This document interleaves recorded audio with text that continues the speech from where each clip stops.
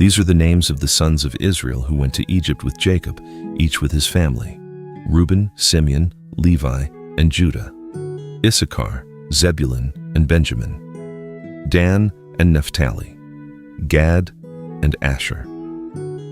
The descendants of Jacob numbered 70 in all, including Joseph, who was already in Egypt. Now, Joseph and all his brothers and all that generation died. But the Israelites were fruitful and increased rapidly. They multiplied and became exceedingly numerous, so that the land was filled with them. Then a new king, who did not know Joseph, came to power in Egypt. "Look," he said to his people, "the Israelites have become too numerous and too powerful for us. Come, let us deal shrewdly with them, or they will increase even more. And if a war breaks out, they may join our enemies, fight against us, and leave the country." So the Egyptians appointed taskmasters over the Israelites to oppress them with forced labor. As a result, they built Pithom and Rameses as store cities for Pharaoh. But the more they were oppressed, the more they multiplied and flourished. So the Egyptians came to dread the Israelites. They worked the Israelites ruthlessly and made their lives bitter with hard labor in brick and mortar, and with all kinds of work in the fields. Every service they imposed was harsh. Then the king of Egypt said to the Hebrew midwives, whose names were Shiphrah and Puah, "When you help the Hebrew women give birth, observe them on the birth stools. If the child is a son, kill him. But if it is a daughter, let her live." The midwives, however, feared God and did not do as the king of Egypt had instructed. They let the boys live. So the king of Egypt summoned the midwives and asked them, "Why have you done this? Why have you let the boys live?" The midwives answered Pharaoh, "The Hebrew women are not like the Egyptian women, for they are vigorous and give birth before a midwife arrives." So God was good to the midwives, and the people multiplied and became even more numerous. And because the midwives feared God, he gave them families of their own. Then Pharaoh commanded all his people, "Every son born to the Hebrews you must throw into the Nile, but every daughter you may allow to live." Now a man of the house of Levi married a daughter of Levi, and she conceived and gave birth to a son. When she saw that he was a beautiful child, she hid him for 3 months. But when she could no longer hide him, she got him a papyrus basket and coated it with tar and pitch. Then she placed the child in the basket and set it among the reeds along the bank of the Nile. And his sister stood at a distance to see what would happen to him. Soon the daughter of Pharaoh went down to bathe in the Nile, and her attendants were walking along the riverbank. And when she saw the basket among the reeds, she sent her maidservant to retrieve it. When she opened it, she saw the child, and behold, the little boy was crying. So she had compassion on him and said, "This is one of the Hebrew children." Then his sister said to Pharaoh's daughter, "Shall I go and call one of the Hebrew women to nurse the child for you?" "Go ahead," Pharaoh's daughter told her, and the girl went and called the boy's mother.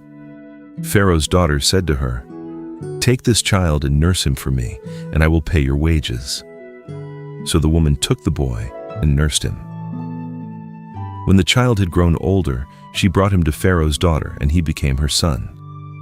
She named him Moses and explained, "I drew him out of the water." One day, after Moses had grown up, he went out to his own people and observed their hard labor. He saw an Egyptian beating a Hebrew, one of his own people. After looking this way and that and seeing no one, he struck down the Egyptian and hid his body in the sand. The next day, Moses went out and saw 2 Hebrews fighting. He asked the one in the wrong, "Why are you attacking your companion?" But the man replied, "Who made you ruler and judge over us? Are you planning to kill me as you killed the Egyptian?" Then Moses was afraid and thought, "This thing I have done has surely become known."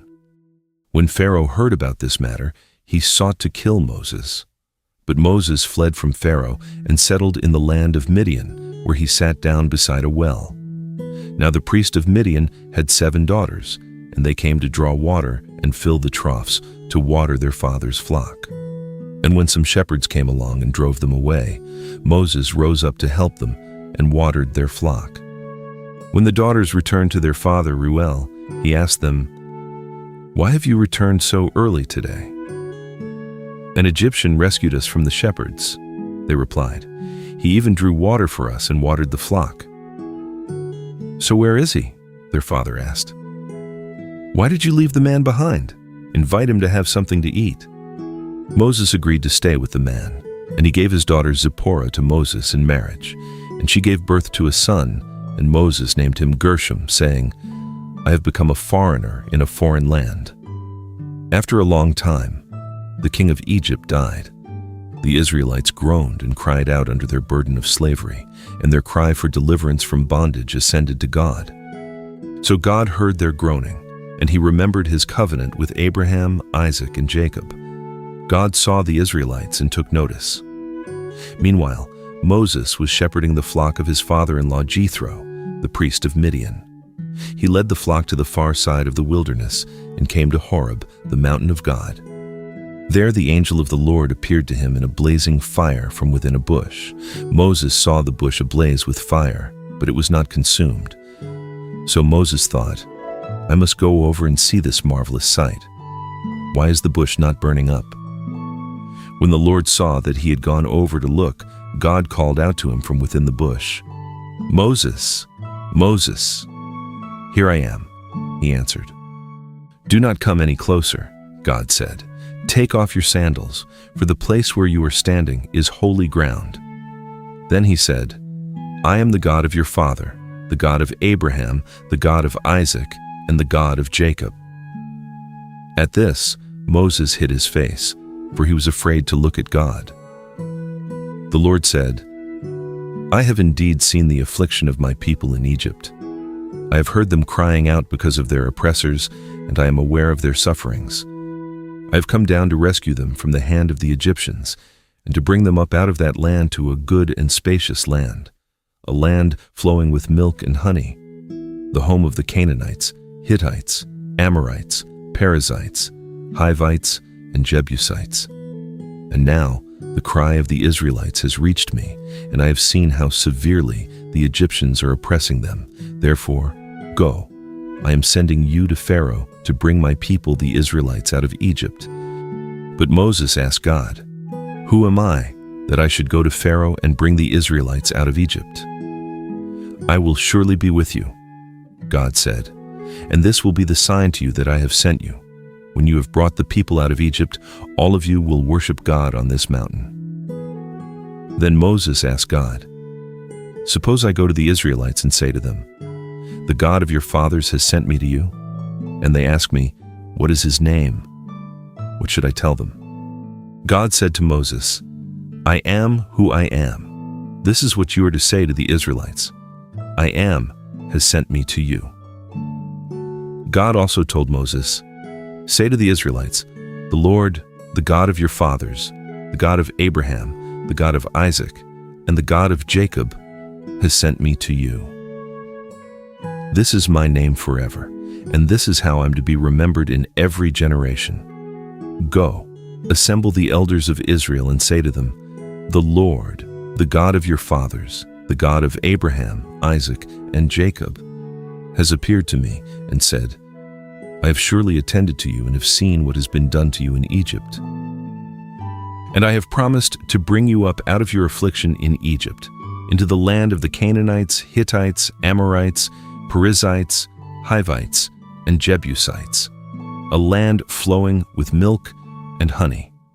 The elders of Israel will listen to what you say, and you must go with them to the king of Egypt and tell him, The Lord, the God of the Hebrews, has met with us. Now please, let us take a 3-day journey into the wilderness, so that we may sacrifice to the Lord our God. But I know that the king of Egypt will not allow you to go unless a mighty hand compels him. So I will stretch out my hand and strike the Egyptians with all the wonders I will perform among them. And after that, he will release you. And I will grant this people such favor in the sight of the Egyptians that when you leave, you will not go away empty-handed. Every woman shall ask her neighbor, and any woman staying in her house for silver and gold jewelry and clothing, and you will put them on your sons and daughters, so you will plunder the Egyptians. The story continues. Follow along as we read the whole Bible, one passage at a time.